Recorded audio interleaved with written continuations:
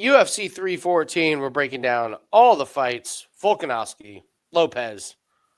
Kind of can't believe Diego Lopes is in a main event fighting for the title here, Jim. We're going to break down all these fights. We're going to go over some of the totals and definitely the money lines and everything. Coming off a really big week, 4-2 in our MMA plays. Jim, shout out to you. You crushed PFL.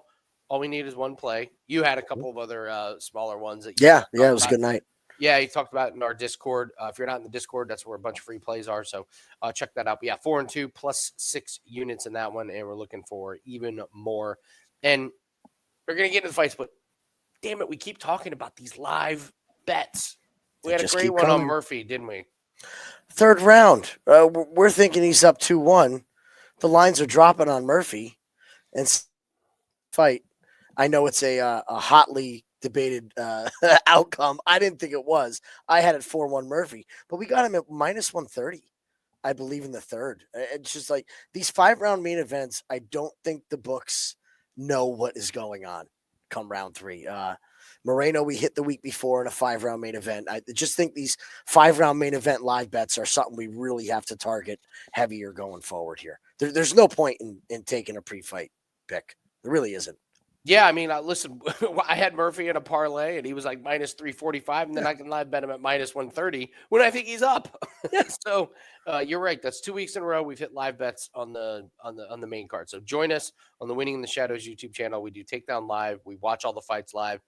Guys, you only need one live bet to pay for the entire day. So take advantage of that. We'll be live for UFC 314 as well. But let's get into it. Let's start breaking down these fights here. We're going to start here with Nora Cornolle and Hailey Cowan. Jim, I'll say it first. I don't care who wins. Give me the over in this one.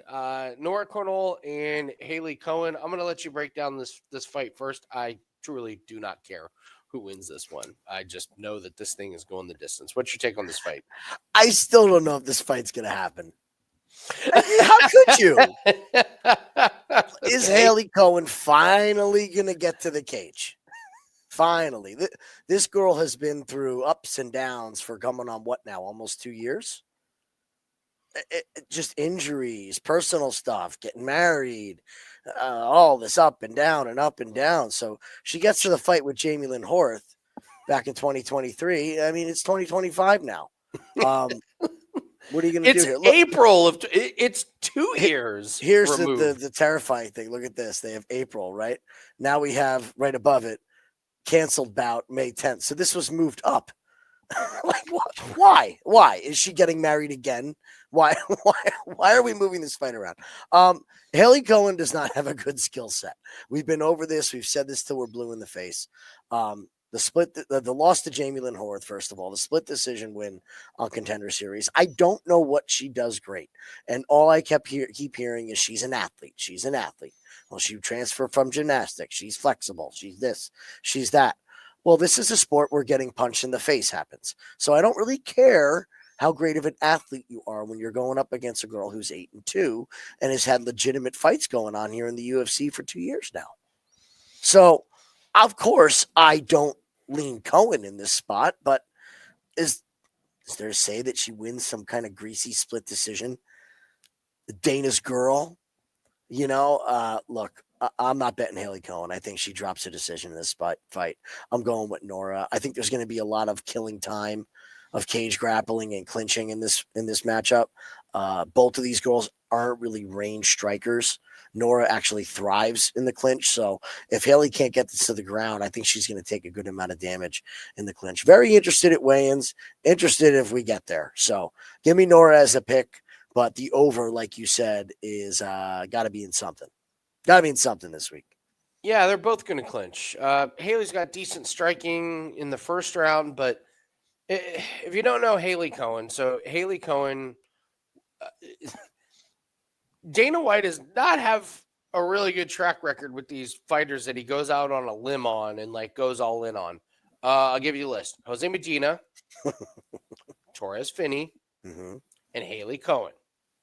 Let's just say, not great, not all polarizing, but not great at the UFC game. Cowan barely wins on Contender. A split decision on Contender Series. Dana's like, I got a feeling. And it's like, yeah, I know what your feeling is. She's an attractive blonde with a great smile. You're not fooling anybody, Dana. So then, yeah, a couple canceled fights. She fights Jamie Lynn Horth. She loses. A couple more canceled fights. And now here we are with Nora Cornolle. And I've been waiting to fade Hailey Cowan.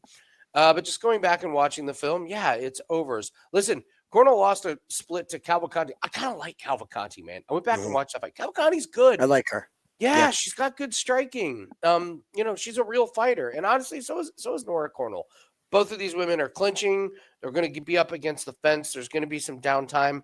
When they do strike, it's not going to be high volume. It's not going to be super powerful. Like, it's going to be okay. But it's not going to be enough to knock either of them out. I will say this about both of them. They've got good cardio. They can go 3 rounds. They're durable.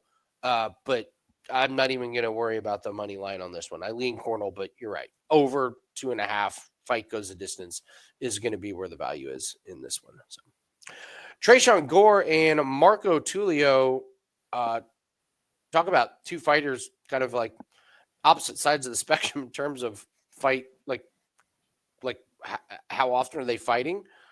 Tulio fought in January of 2025. He comes off of Contender Series in August of 2024. He fought in LFA in early 2024. And then meanwhile, you've got Tresean Gore, who fights just kind of whenever the hell he feels like it. So he has 1 fight since October of 2022. Jim, how do you see this fight going down? Boy, going from being matched up against Bo Nickel to Anton Tricoli. What a lucky break for Gore, right? This is pretty obvious who the UFC is pushing in this spot. This is not a, hey, Tresean, glad you're back to the cage. Let's get you an easy win. They are throwing him an absolute killer in Tulio. We've seen Tulio be able to carry his finishing power. I do believe this guy is the real deal. I do believe he's the real deal. The beating that he put on Pitbull, and I know Pitbull is not great. Tresean Gore is better than Pitbull, but not by a whole lot. And the thing that I love about Tulio is he has the ability to keep the fight in his area. Great with the distance, great with the range. If I remember correctly on Contender for his last fight, we spoke about him being a little hittable and being aggressive and said that once he gets into the UFC, we're going to see better defensive movement, better defensive responsibility. And we did.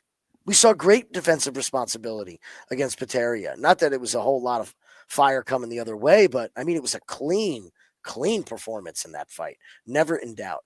So I think this guy really has something in this division. I think Tresean Gore is just going to be a busted prospect at this point. The inexperience, only the 6 fights, not against the best level of competition. He gets the miracle bulldog choke against Josh Fremd. When he was getting his ass kicked. He was getting his ass kicked, and he managed to lock up a Hail Mary submission out of nowhere. Then he fights Tricoli, who is horrible, and I believe is not with the promotion anymore. Do they keep him? No, Tricoli. No, he's gone, right? No, Tricoli. So he's on Contender Series in 2019. Yeah. And then he just doesn't fight. He goes and fights somebody in Brazilian Fighting Series. And then UFC's like, listen, dude, we got you under contract. You're going to fight Bullet, and you're going to fight Tresean Gore. And Tricoli looked like he would rather be anywhere else on the planet than in an octagon fighting. It was a joke. The performances were pretty bad. And we knew that quick in that fight. The first 30 seconds were like, oh, no. Yeah. Oh, no, Tricoli. So I think this is a Tulio spot. I would expect this fight not to go the distance. However, I do believe that Tulio can win a decision if he wants. I don't know if Tresean Gore is going to be able to put up with the damage that's coming his way. Just love the diverse striking of Tulio and his ability to keep it on the feet. Yeah, Gore's going to try and grapple and probably try and get this to the ground. I just don't think he's going to. I'm with you. So on the Contender Series, this is Jim and I take a lot of pride in watching Contender Series. We have notes on all of these fighters coming off a Contender Series who get contracts. Like, we have pages and pages of notes. You guys have seen them. Tulio was one of them that we believed in, and we've done very good at finding these guys that are good, that are UFC ready, and fading these guys that are not ready. And there are a slew of guys that are not ready coming from Contender Series. We've been right on Tulio, right on Carlos Prates, right on Lodair Kavanaugh, and we've been right on fading some of these other guys. So Tulio's a real deal. He's already gotten his first UFC fight out of the way, so the nerves aren't going to be there. The lights, the walkout, everything leading up to it. I'm with you. I think it's Tulio and a Rop. I wouldn't be surprised if Tulio knocks him out. I would be fine with Tulio inside the distance. Days are numbered for Mr. Tresean Gore. Sumadaerji and Mitch Raposo. Our old buddy Mitch Raposo. What are we doing with this fight? Looking at this, I really was like, do I really want to back Sumadaerji? Then I started looking into Mitch, and I think Mitch has a little extra padding in that record than your average Joe. This 92. Really? Okay. I mean, it's okay. I mean, look, he's 7-1 fighting a guy who's 2-0. Like, okay. Cage Titans. All right. Loses to Jake Hadley on Contender. Jim, it's the Titans of the cage. The Titans of the cage, excuse me. Yeah. They're going to drop me from their sponsorship now. Man, I just don't see these guys. Like, I'm not impressed, man. I'm just Ron not. Leon. What's Ron Leon doing? Never trust a guy with two first names, okay? Oh, Ron Leon. Look, Ron Leon. He was like, I lost to Mitch Raposo. I know. Boxing. Boxing is where it's at. Boxing's my cup of tea. Yeah, getting knocked out with 7-ounce gloves. I don't know. Should we see improvements from Mitch? We could. Okay, this split against Andre Lima shouldn't have been a split. Should have been unanimous for Lima. I got to go with Sumadaerji in this spot. Haven't bet it. Haven't got there just yet. I'm not really a fan of Raposo. I don't know how else to say it. I don't see what his ceiling is. So my take is Raposo actually had chances to keep up with Lima. He blew it. He didn't know what he was doing. He had bad cornering. He had bad coaches. They had no game plan. He had opportunities to work some kicks and maybe even some wrestling, and he didn't do any of that stuff. Man, I'm looking at Sumadaerji. The guy kind of got worked by Charles Johnson. He gets submitted by Tim Elliott and Matt Snell. Look who this guy is beating.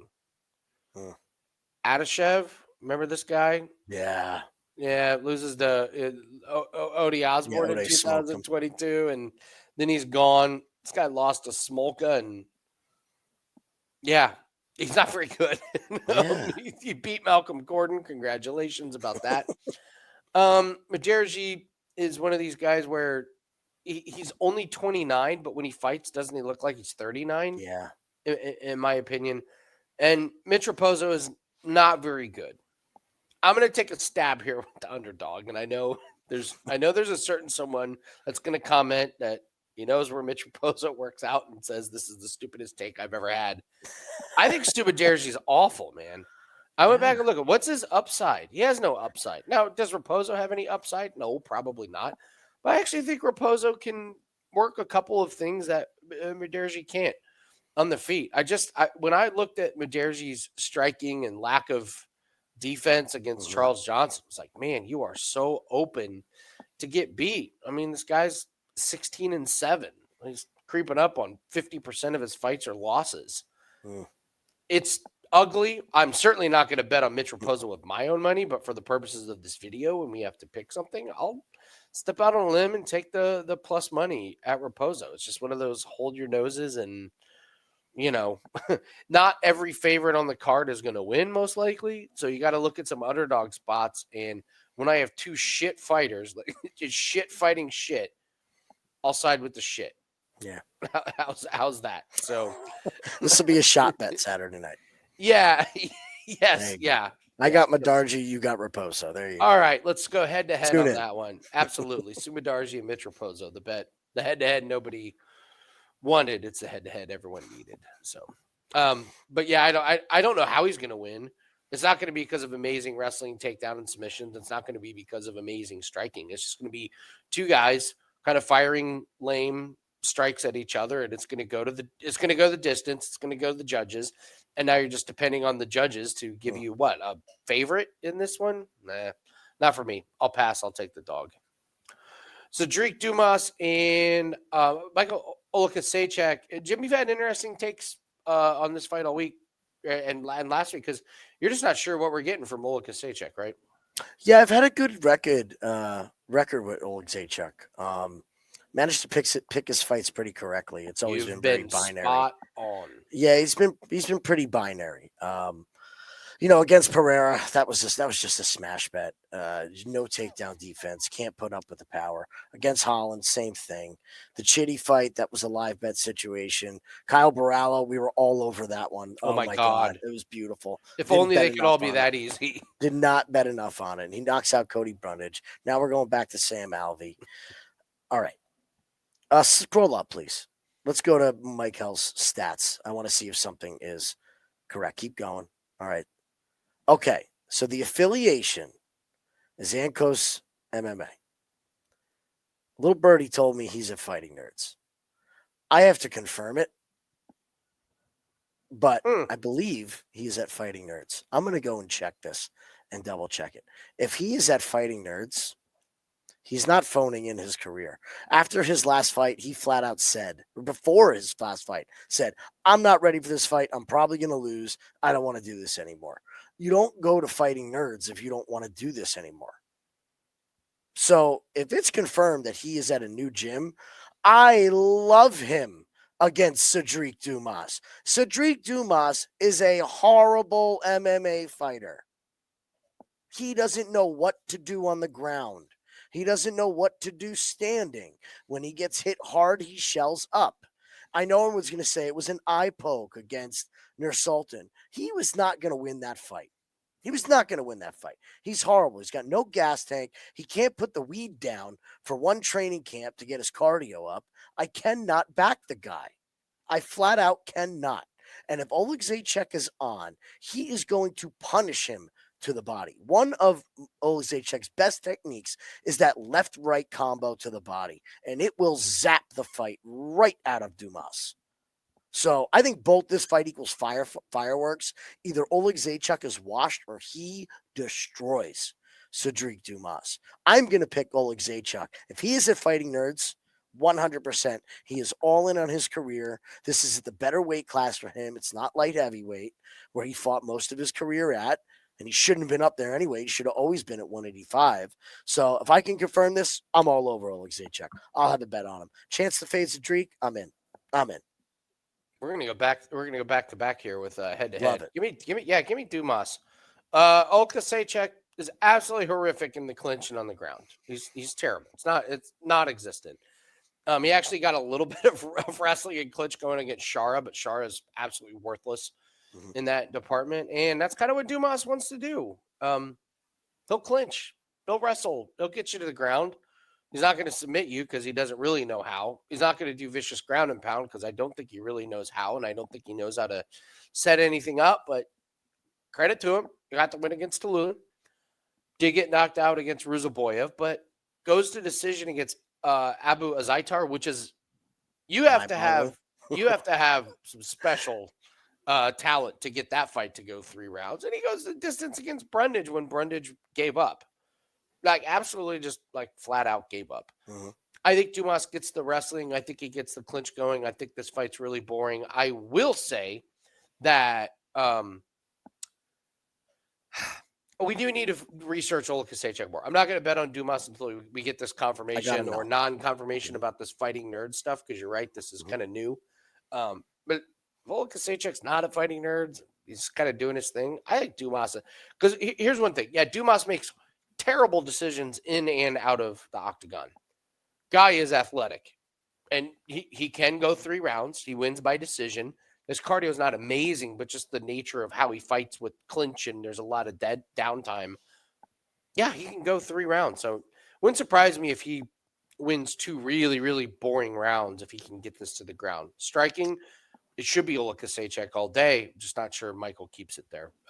So we'll see if Dumas. Now the thing is, you're playing with fire because you're trying to predict that Dumas is going to do the right thing and the right strategy, which is always a dangerous place to be. So, yeah, I'll take Dumas at the plus money here on this one. Confirmed at Fighting Nerds.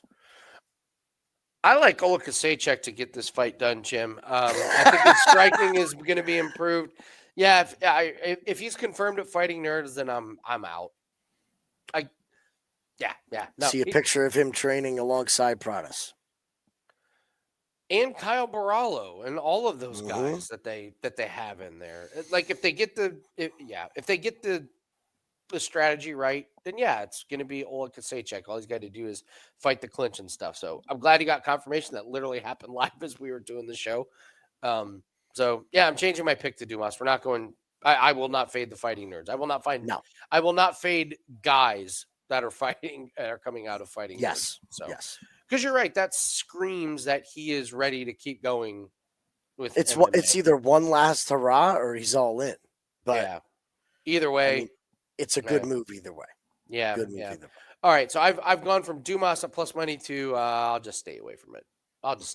So one fight I'm not going to stay away from is Darren Elkins and Julian Erosa. I think we both like Erosa in this one, correct? Love Erosa in this one. How quickly people forget. How quickly people forget what their eyes saw in the moment, and they go purely off of the results of bets placed. Now, I know it's a results-based business, okay? We can sit here and say, it was a good bet. It doesn't matter, it lost, okay? Darren Elkins is 2-0. Why are we looking at 2-0?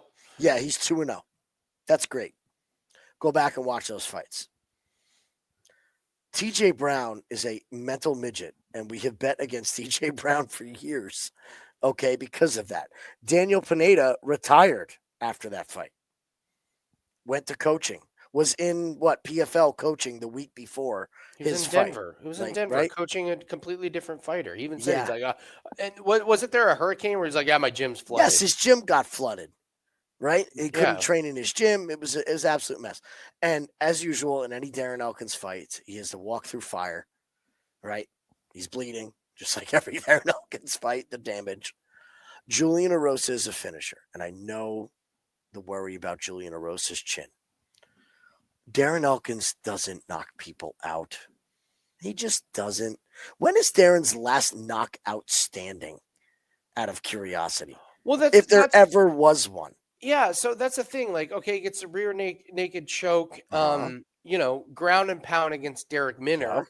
Okay, rear naked choke against Eduardo, but then rear naked choke, and then you got to go. You're all the way back to head kick and punches in 2017. And you're right. Like, he doesn't have that big stinging, just bang, like Carlos Prates, boom, one shot hitter quitter. It's this brawling. I'm moving forward. It's constant pressure. It's just unorthodox, it's sloppy, and it's overwhelming, and it's really weird for really bad fighters. I just don't think Erosa's that bad of a fighter. Well, at this age with Elkins what are the odds that he goes to 3 wins in a row? I mean, you have to play the numbers here, folks. He's 40. Okay? We don't see 40-year-olds rattle off 3 wins in a row. We just don't. They can look great for 2. You just don't see it, all right? It's going to take a tall task for him to do this. Erosa is a finisher. He's got great submissions. And I know Elkins is tough and it's hard to get knocked out. But boy, does he get stung and flop to the canvas a lot. And I think that's just going to open up the choke opportunity for Erosa in this spot. I think Erosa hurts him on the feet. Darren's hurt. And it ends up being a sub for Erosa. I am not worried about the chin for Erosa. To me, this is a tailor-made matchup. Julian can go 3 rounds. He can stick and move. Would you put it too past him to win a decision? No. He could even win a decision in this spot. So I think all the win equity is on the Julian Erosa side. I'll continue to fade these old fighters every chance I get. Agreed. And I'm going to contradict that in the next fight. Moving on to Chase Super and Jim Miller. If you guys could, hit the like button for us, please. Take 1 second. Hit the like button. Leave us a comment. Comment section has been great. Tell us who you like. I got to ask you. So one guy left us a comment. And I never know how to respond to this. One guy was like, appreciate the video. I was like, oh, that's nice. And he's like, Torres Finney's a gym rat. Do some research. I never know how to respond to comments where it's like, here's a thank you, and then I'm going to insult you. Mhm. I never know how to respond to that. So if you guys want to leave comments like that, just don't expect a response because I don't know. This how is to why I respond. use phone calls, not text messages, because your words can get. You Yeah, never know the tone in which somebody's saying something. So agreed. if you want to tell us our shit, make it really known. So tell me I suck, but make me know you think I suck. Yes, or just Really say like good. joking, blah blah blah blah blah, or I'm serious, blah blah blah. Appreciative Yeah. font. So, yes, that person's take was that Torres Finney has cardio for days, and if your takeaway from the Torres Finney fight was, wow, that guy's got good cardio. Yikes! Just saying. Yeah. So anyways, leave us a comment. We love reading your comments and appreciate everybody. All right, let's get back to this fight. Chase Hooper and your boy Jim Miller. Chase Hooper is minus 800. What are we doing with this fight? Full disclosure, I am partial in this fight, so you could take everything that I say and throw it out the window if you want. But I'm going to give you my opinion anyway. Look, everybody knows the deal. Okay, Jim's old. He's going for 50 fights. Same age as me. They graduated the same class. Okay. And he's not the same fighter that he used to be. And Chase seems to be really rounding out his game and becoming a complete fighter, which we hoped he always would be. Okay. Could you go to Chase Hooper, please? Sure. Let's start with him. Sure.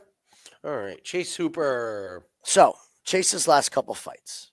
He fights Clay Guida, who poses negative danger. Clay's not going to hurt you on the feet. He doesn't have a ridiculous submission game. It's always been based off cardio and pressure. Okay? Chase, but he is going to do this. He's going to be Clay. He submits Clay in the first round, which we all thought, right? Predictable. He's going to lick his thumbs the whole time. The win against Jordan Levitt. Jordan Levitt's not a complete fighter, and really his only danger is in the submission area, which is, Chase's strength. Nick Fiore, boy, were we fooled about the quality of fighter he was, huh? Yeah. A lot of talk, a lot of build up. They got me. They got all of us. Yeah. They got all of us. Ugly. Last time he fought somebody that had fight-ending skills and power in their hands was Steve Garcia.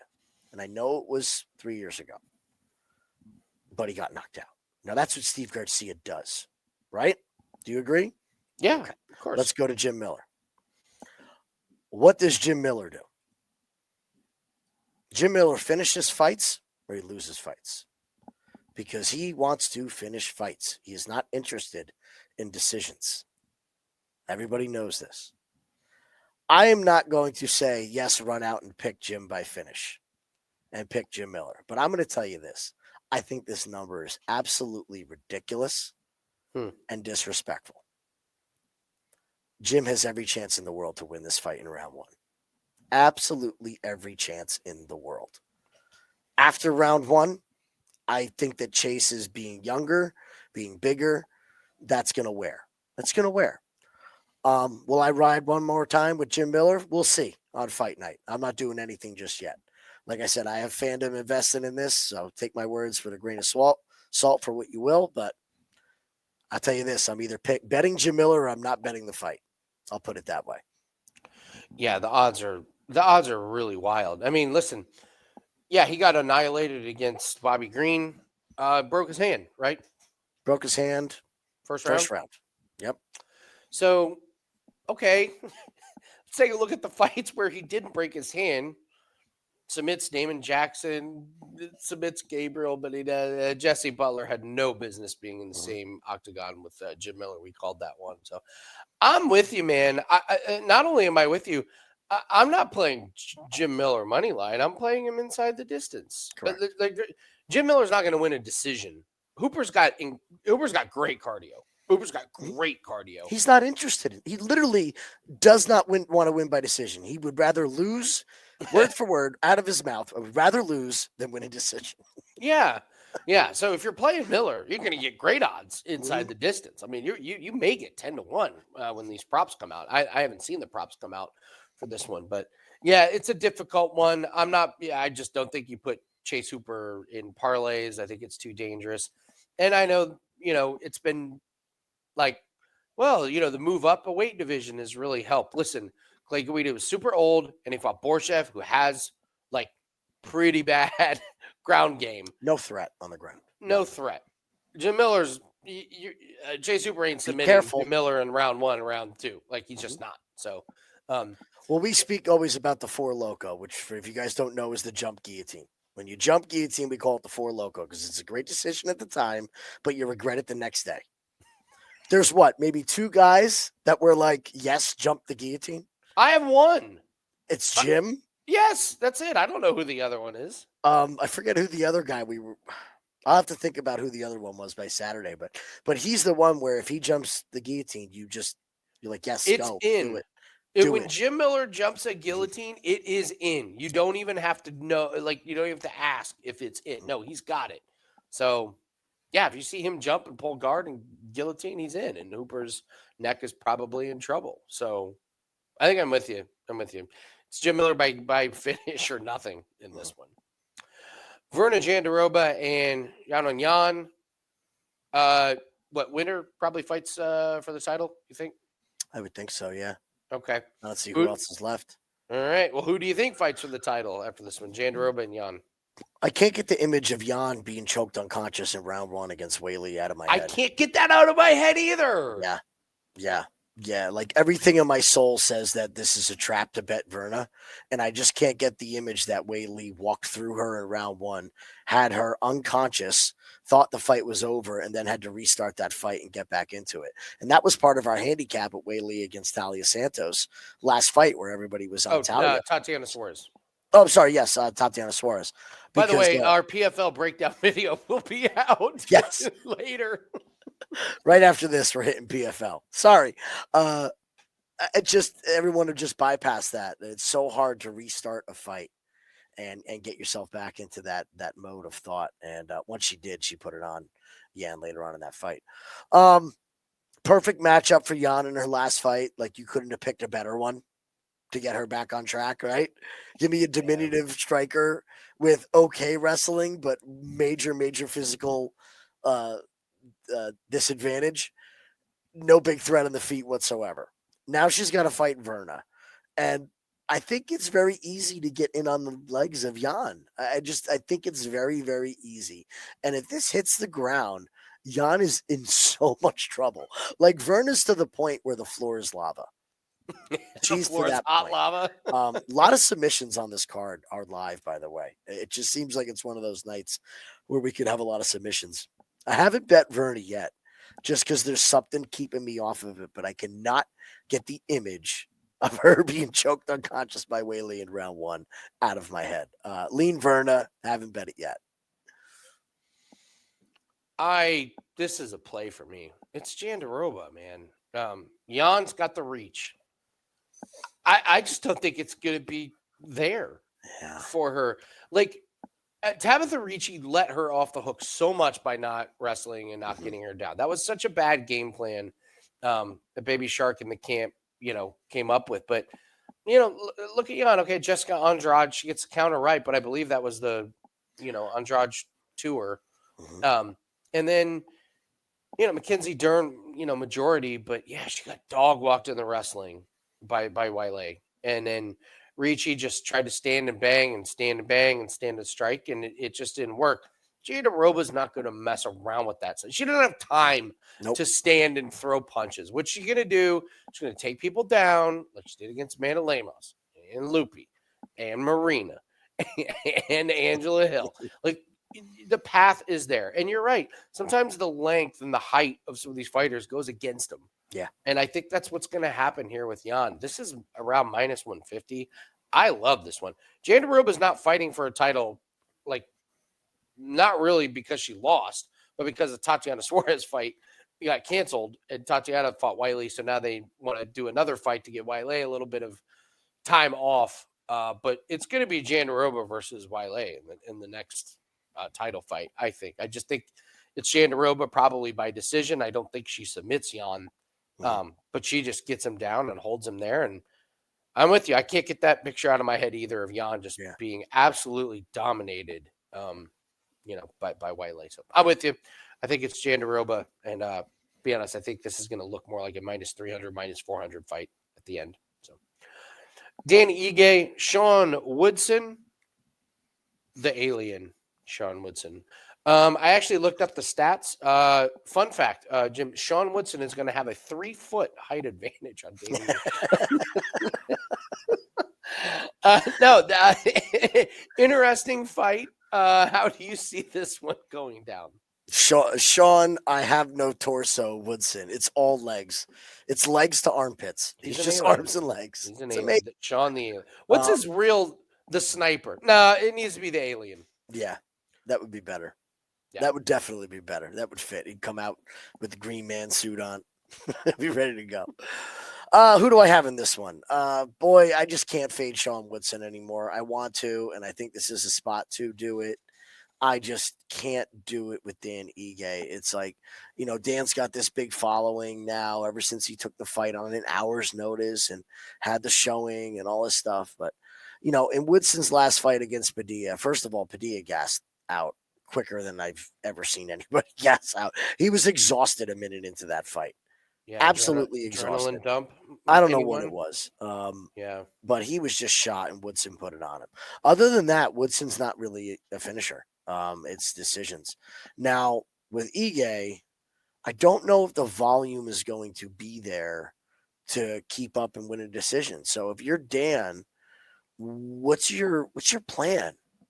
Like what the hell is your plan for Dan Ige to get inside this reach? You're not going to mix in the wrestling because he doesn't mix in the wrestling.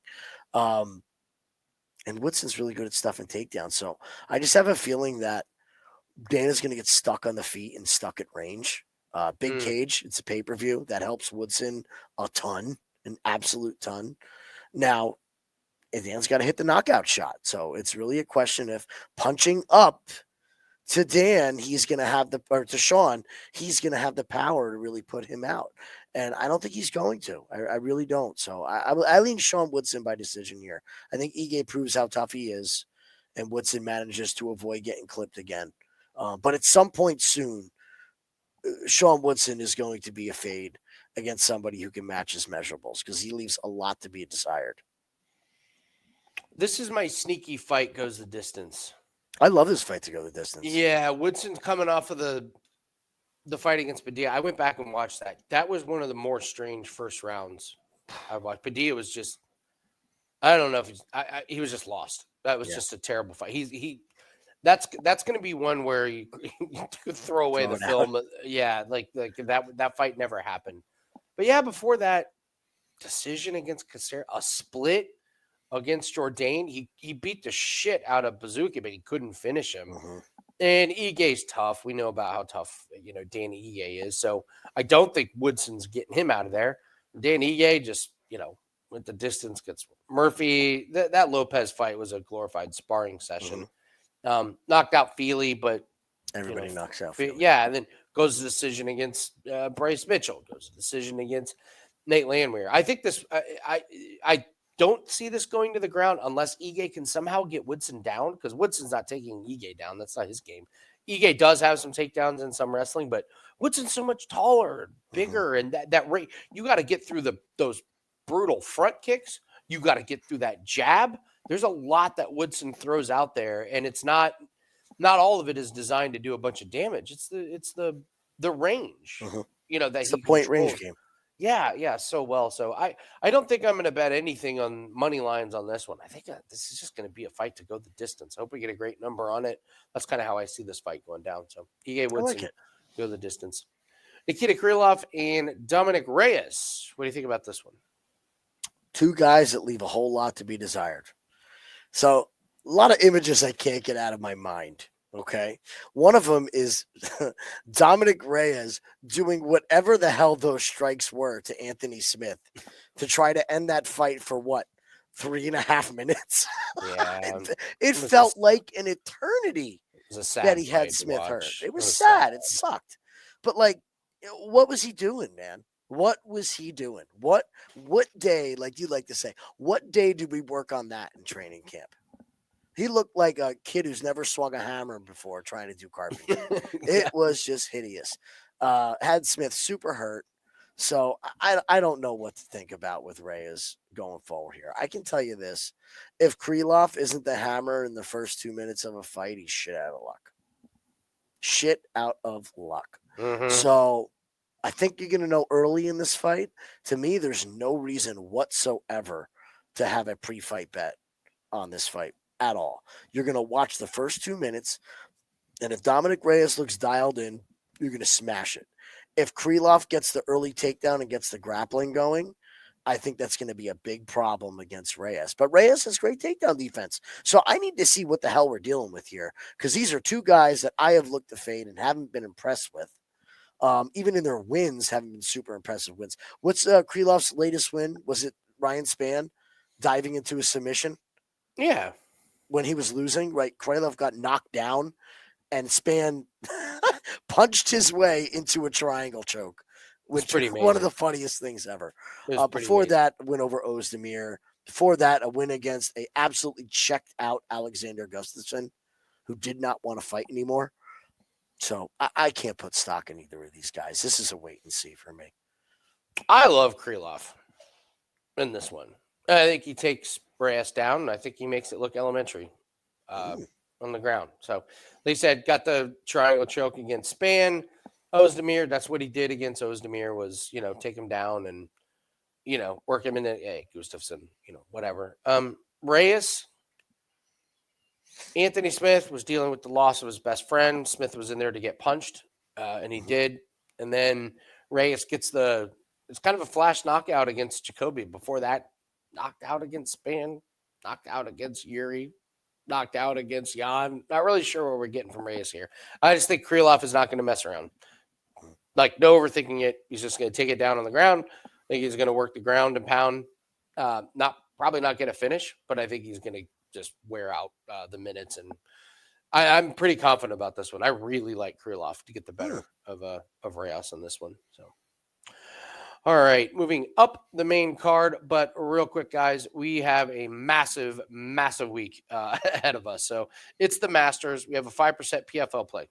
We have a 5% UFC play. The reason we bring that up is we're doing a 7-day special, instant discount down to $69. You're going to get every single play in all sports. We have a new cricket league starting on Friday. We will have those coming off 3-1 cricket week. So you're going to get PFL 5%. You're going to get UFC 5%. You're going to get all of our Masters plays. You're going to get all of our NBA plays, which we're on a 46-19 run in that one. You're going to get all the sports, instant discount down to $69. This is one of the biggest weeks of the year. Masters week is always going to be one of the biggest weeks of the year. And oh yeah, by the way, we've got Formula One this week, coming off of a 3-1 week in auto racing. So there is no reason to not get these plays. This week will build your bankroll. You will make money off of these plays. These are plays that we bet with our own money. These are plays that we've used to build our own bankroll. These are plays that we've used to build clients' bankrolls. We've been doing this for years. Number one the last 2 years, and coming off of a 16-unit week last week. So, and last 7 days at the time we're recording this on Tuesday night. Went back, look, 21 units in the last 7 days. So, love it. Yeah, 7 days, instant discount down $69. Not one, but two 5% plays.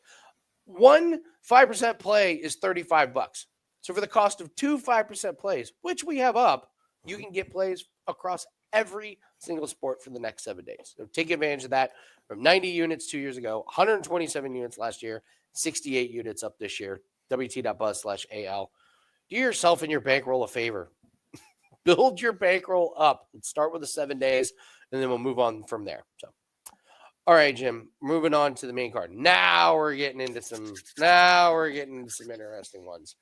Yair Rodriguez faces our old friend from Bellator, Patricio Pitbull, making his, it's not a triumphant debut? Long awaited. Yeah, we got debut. several of these guys. All right, what do we do with Yair Rodriguez and Pitbull here? You know Pitbull about as well as anybody.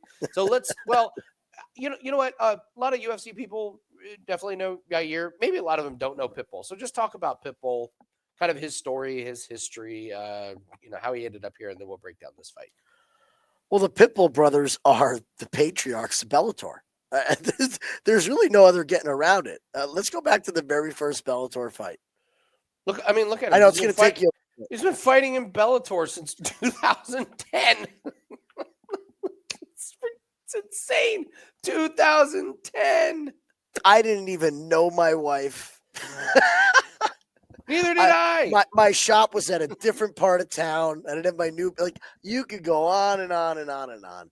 They've been there from the jump, the Pitbull brothers. And look, it's been a glorious run. It's been great betting on Pitbull. It's been great betting against Pitbull. He's done a lot for MMA throughout the years. This falls directly in my category of forget everything that is more than 6 years old. Like, none of it matters. Absolutely none of it matters. Of that record of 36 and whatever he was, 7. You need to know about the last 4 years of fights, okay? That's it. Put the rest of it out of your mind. Take your fandom, throw it away. The bottom line is he got smoked against Sergio Pettis, okay? Took a gimmicky fight in Risen, got smoked in Risen, then fought Jeremy Kennedy, was getting his ass kicked the first round. And Jeremy Kennedy did what Jeremy Kennedy does, which is just blow a fight. Absolutely blow a win after the first round. Before that, let's look at the wins. Yeah. Kleber Coffley? Who? Yeah. Who? Was fighting in Risen these days. Okay. Still don't know who he is. Adam Boric. Adam, we just saw get smoked by Pinedo. All right, yes, last he week. Did in the first round. Right? The first round, he got smoked. Now, look, I'm not trying to take away. This is his best win. Yeah, it was a rematch after McKee beat him. He came back and got the title back. He's done a lot. But the guy is old.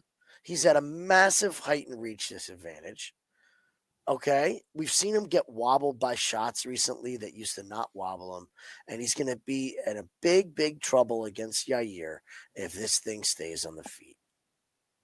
Pitbulls are great, but I mean, hey, look, you could take him and Michael Chandler's in the same boat. These guys are from a bygone era of MMA. They just are. Okay, it's not going to work out well for these guys going forward. The other thing that nobody's talking about is we are going from a Bellator cage to a UFC cage. Okay?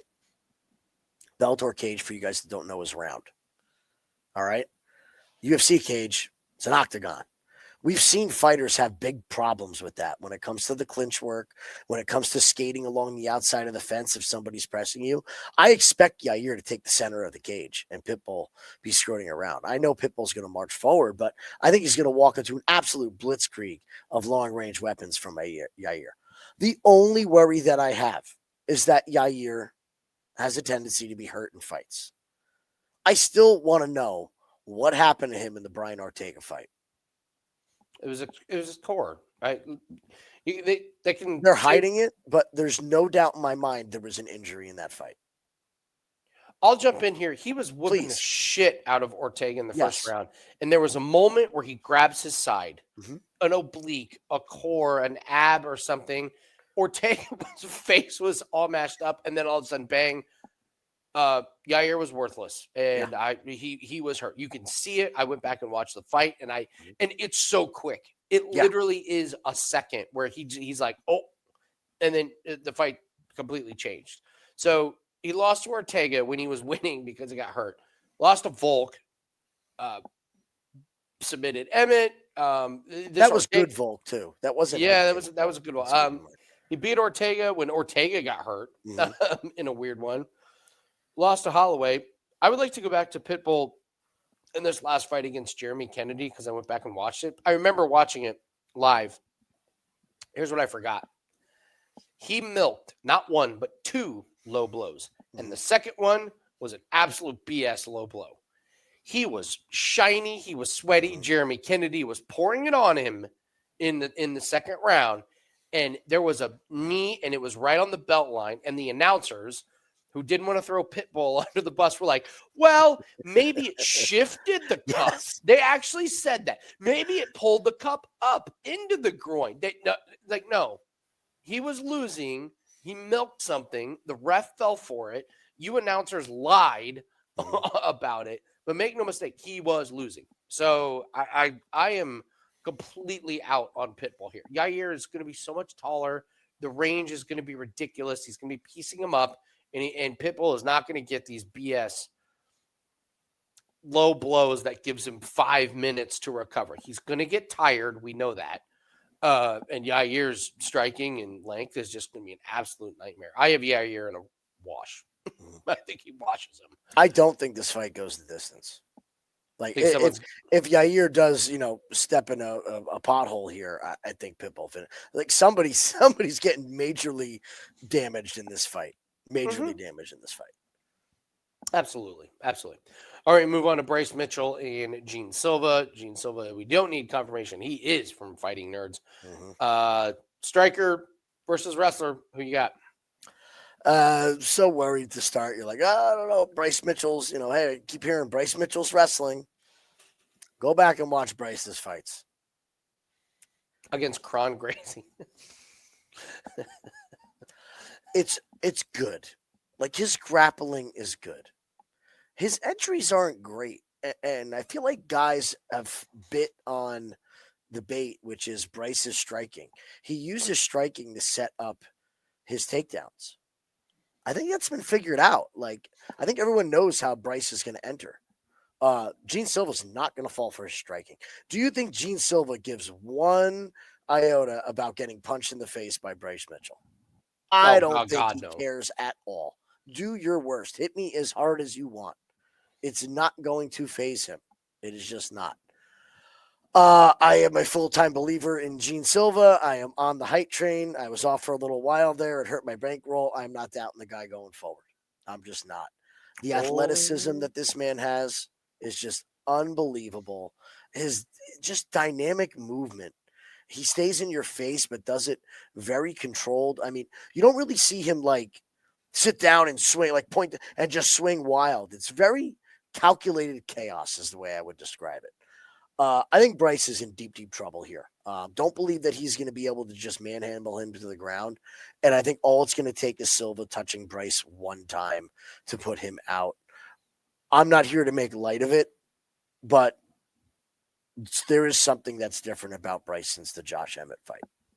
It used to be his whole persona was quirky, and it's like, all right, it's just him. But he's just out there now. And I hate it because I don't want to see somebody have CTE. I don't want to see somebody have a poor quality of life later on. But that knockout, no matter who you are, is an absolute life-changing knockout. And I will leave it to you, because I know you're going there, of why he got the matchup with Kron Gracie. Yeah, look at who he's lost to in, kind of brutal fashion. He got scariest knockout I've watched live in UFC. I'll say that. But sure. I can't think of a scarier knockout where I was more worried for someone's well-being than Josh Emmett. He was twitching, and then he got worked by Topuria. Two dynamic strikers, which Gene Silva is. And Topuria stuffed a couple takedowns, beat the shit out of him on the ground or on the feet. And Mitchell was worthless. He was like, oh, shit, I can't get the takedowns. Fight's over. He gets Dan Ige down, holds him there. Emmett did not get him down. Emmett gets an early knockout. So if you're UFC and you're BFFs with Bryce Mitchell and you believe in a lot of the same things that Bryce Mitchell does, and you watched him get pulverized against Josh Emmett, you want to give him somebody that can't punch. You want to give him somebody that is not going to test his chin. Mm-hmm. Where's Kron Gracie when you need him? So they give him Kron Gracie, and it takes him to round 3 to get the finish. Kron Gracie's a joke. It's terrible. It shouldn't be fighting in the UFC.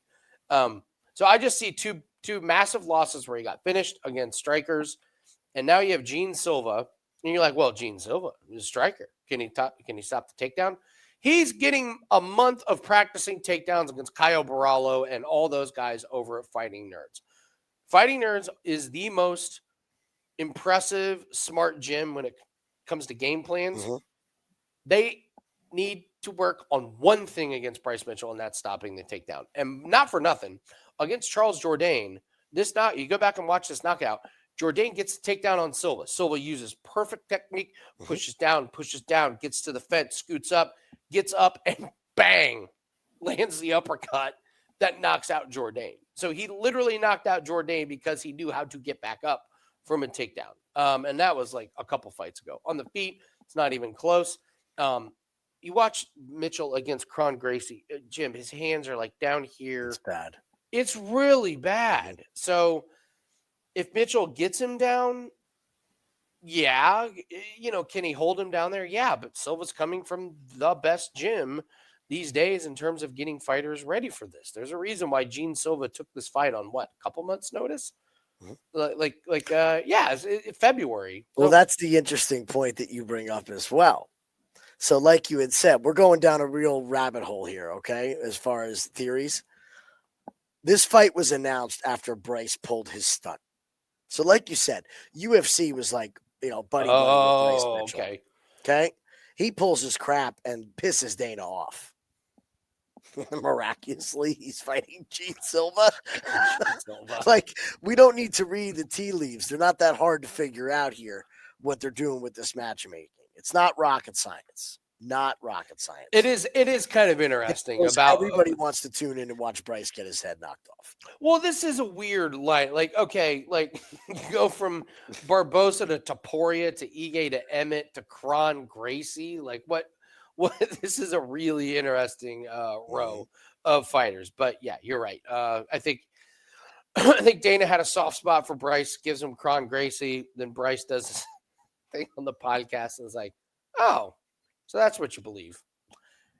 Where's Gene Silva when you need him? Didn't he just fight like the weekend? He fought in February, too, right? He fought in February. So hey, we need you again. They threw up the fighting nerd signal. Yeah, the bat signal. Yeah, the fighting nerd signal. It's, instead of the Batman, it's the glasses in the sky. So it's Gene Silva by KO. My opinion. All right, Michael Chandler, Patty Pimblett, co-main event. We like. So Patty Pimblett just had twins. Oh my. Okay. Here's the thing, though. My God, does he look good? Like, there's two guys. I forgot to mention this about Yair. I was watching Embedded, and my God, is Yair in shape? He looks phenomenal. The other one that I came away with was Patty. Patty has been in shape for a long time. Patty has grown up. He's a family man. He's got work to do. He realizes that if he gets this win, he's probably going to be somewhere around 7. That's what he's thinking, and he's in the title mix. I think he understands what's on the line. He's not a new dad either. He already had one child. Now he just happens to have twins, and I know that's a whole different animal, but he didn't blow up after his last fight. He didn't get fat. He wasn't doing his Patty tour where they show him eating all this stuff and, being the clown. He's just been training and training and training. He beat the hell out of Bobby Green. Like, made that look easy. I thought his striking looked better against Bobby Green as well. So if we're getting an improvement there, I just think it's Patty's time. In the cage, Patty is going to be huge compared to Chandler. He is going to blow back up and be massive. He looks like he's dedicated, taking his career much more serious, and realizes that now is the time. Chandler is on the total opposite path, right? He's that sun that's burning out now. He's only got a couple more fights left in him here. Look at the picture of his neck there compared to his neck now. And I understand he's saying, I'm 5% body fat. I'm this. I'm in the best shape of my life. No, you're not. You're not in the best shape of your life. That man in that picture was the best shape of your life when you could go 35 minutes strong, no problem. Now, can you go 25? Can you go 3? Can you go 2? We haven't seen Chandler go a strong 2 in a long time. Strong 2. I just think what Chandler's done. That's what I think. Waiting for the Patty fight was horrible. Horrible for his career. The McGregor. The McGregor fight. Yeah. Absolutely horrible. I think that Patty is going to finish him, and we're going to see probably Chandler against Pitbull. They'll do that one time in the UFC, and it'll probably be the end for both of those guys. So I'm going to fade both of them on this card. I'm picking Patty Pimblett by decision or by finish. Yeah, Chandler got some bad advice waiting for that Conor McGregor fight. Lost out on a lot of potential, fights and monies. And I mean, credit to Chandler. Like he only fights killers. I mean, he comes in to UFC and fights Dan Hooker, and then Charles Oliveira, Justin Gaethje, finally gets a win against Tony Ferguson, the corpse of Tony Ferguson, and then he fights Dustin Poirier and Charles Oliveira. Why? Because he puts on really exciting fights. Mm-hmm. Here's the thing about Oliveira: he got his ass kicked. He still had a lot of cardio left in the last round. He had some ground and pound working, and some things like that. Offense, he just couldn't get anything going. And I'm with you, man, that I think Patty's on the way up, and I think Chandler's just that old guy that is going to look back and look at the, waiting for Conor McGregor and realize he left quite a few fights on the table. I think this is really interesting that Chandler goes from like title contenders like Oliveira, like, Poirier, like Gaethje, Oliveira again, to now they're like, okay, Michael, now you're going to fight Patty Pimblett, our up-and-coming guy, almost like you're now a gatekeeper or you're now here to put people over because you're not a title contender anymore.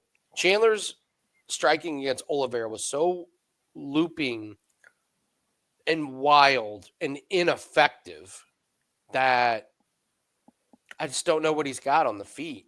I think Pimblett gets it to the ground.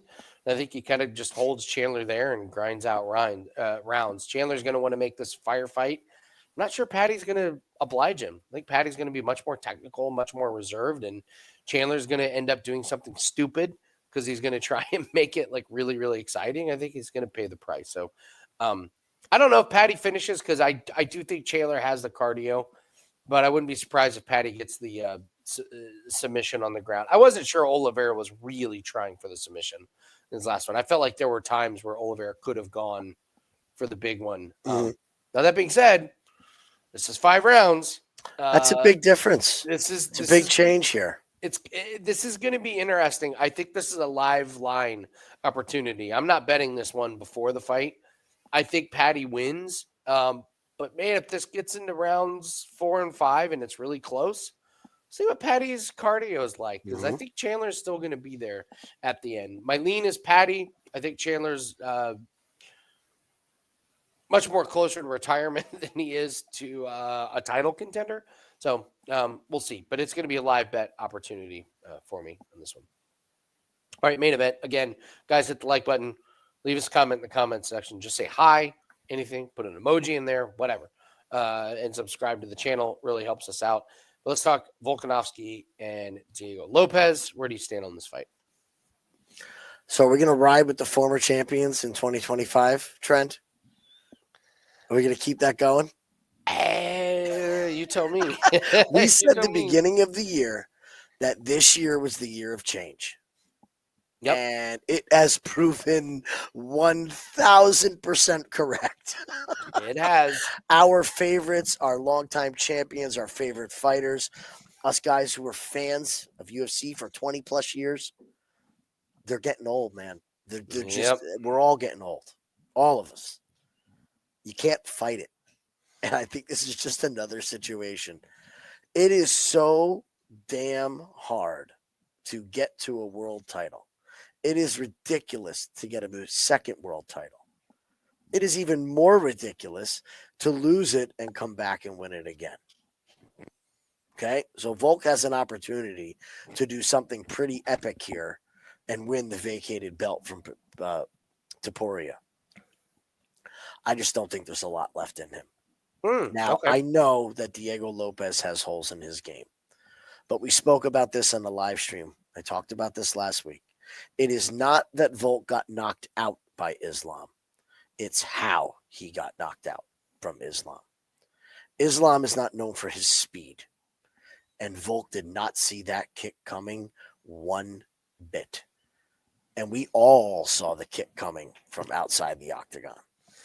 When you get older, your reaction time and your quick twitch goes away. That's the problem I see with Volk. That was the problem in the Topuria fight. That was the problem in the Makhachev fight.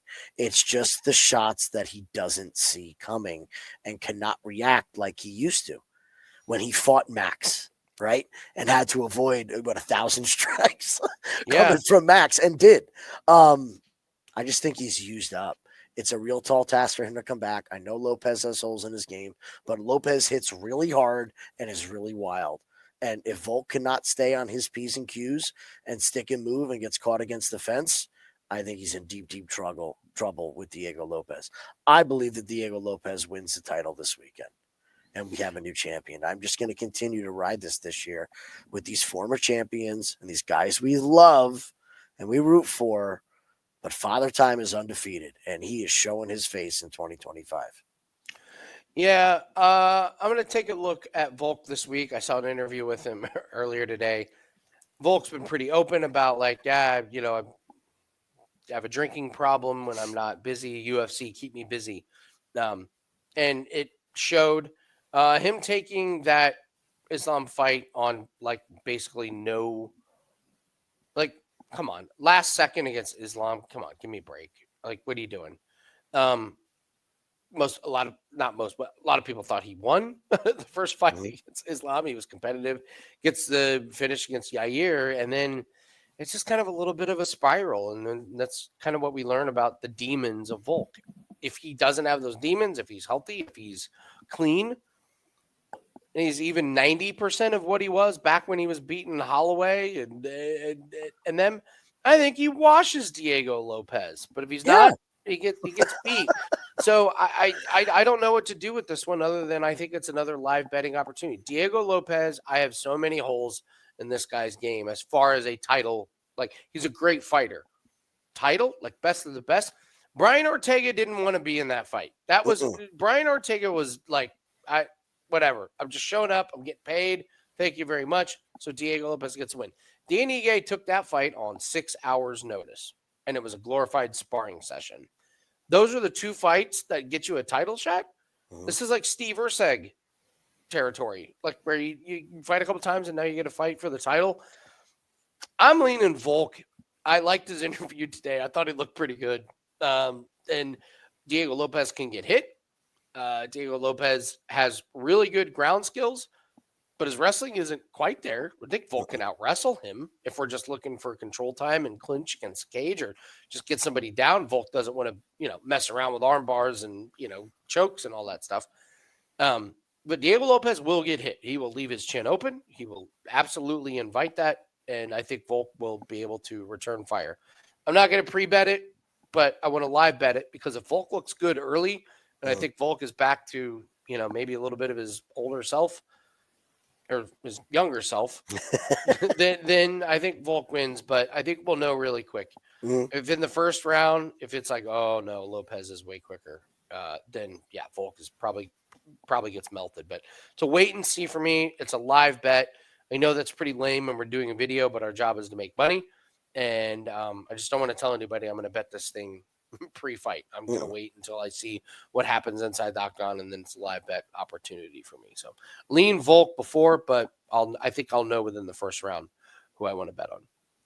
All right, let's do the parlay buster in the woulda, coulda, shoulda. Do you have a parlay buster that you like? A parlay buster. So we're going to have to go with a favorite. I got to do it. I got to do it. It's the most obvious one for you. Yeah. Come on. What do you guys expect from me? You got to go with Chase Hooper. Not because it's Jim Miller. Because the number's stupid. Yeah. It's stupid. It gets you nowhere. Yeah. Do not. You're going to be sweating that first round so much. It is not worth the 7 cents it's going to get you. Truth. It's not worth it. Chase Hooper's my pick. All right. I think I'm going to agree with you because I cannot find another one that I really like. I'm just going to go lockstep with you that putting minus 800 on Chase Hooper is kind of crazy on this one. So let's just move to the woulda, coulda, shoulda because, man, there's a lot of them on this one. What's your big one? What's the one you're like, man, the one woulda, that coulda, shoulda? The one I'm really, really eyeballing. Oh, and I could look like such a fool. But God, I see Julian Erosa making quick work of Elkins by submission, like Erosa by finish when this comes out. That I just cannot. That's why it's important to look at film and not results. And I went back and watched the Elkins fights, and my God, he is a hair's throw away from being just decapitated in half of these fights. And with a finisher like Erosa, I know he can get finished as well, but I have to take Julian Erosa and fade Darren Elkins from this point. You're going to He's my give me favorite. okay. You're going to give me minus 150 on Jandiroba Go for it. over Jan, who got dog walked in the wrestling department against Wile, and then Ricci just didn't try and wrestle at all. Yeah, it's Jandiroba for me. I think this is one of those where Jandiroba's on top of Jan with 15 seconds left, and the announcers are sitting there going, "What a dominating performance from Jandiroba! This title fight is right up her alley. She's earned it. Just a complete domination tonight." Like, I feel like that's the end of the fight with Jandiroba, like walking off and Jan, like, I know. I'm going to take him down again. She held me there for 3 minutes in the third. So, yeah, I'll go Jandiroba as my woulda, coulda, shoulda. I think that's There's like the least sexy parlay on the board right there. Jandiroba and Erosa. Put those two together. Guess what wins? That is exactly. Guess what wins a lot of money in the betting world? Boring Not bets. sexy ones, boring bets. Betting against tanking teams in the NBA, betting against tanking teams in the NHL. Yeah, that's our job, is to make money. Our job is not to give you the most sexiest, like, oh my God, there's a 10-team parlay. Like, you can turn $10 into $1 million. No, we'll turn $100 into 120. And we'll do it again the next day. Yes, and then we'll do it again. And what do we say? It's wealth by a million paper cuts. So, all right, that is going to do it for us. We're going to record the PFL video as well. So invite everyone to check out the PFL breakdown video. And again, if you guys could hit the like button and subscribe, we really, really appreciate it. Winning in the Shadows YouTube channel is almost to 1,000 subscribers. That's a big mark. We only need like 40, 50 more. So, yeah, go ahead and do that. Leave us a comment in the comment section. And don't forget to take advantage of that 7-day pass. This is the week. Take advantage of that. So, yeah. Don't forget to join the Discord. Free Discord. A lot of free plays. A lot of great information in there. I'll leave a note in the comment section pinned with a link to the Discord. If you're not in there, shame on you. So good luck on your place, and we'll see everyone later. Okay. 112. 112.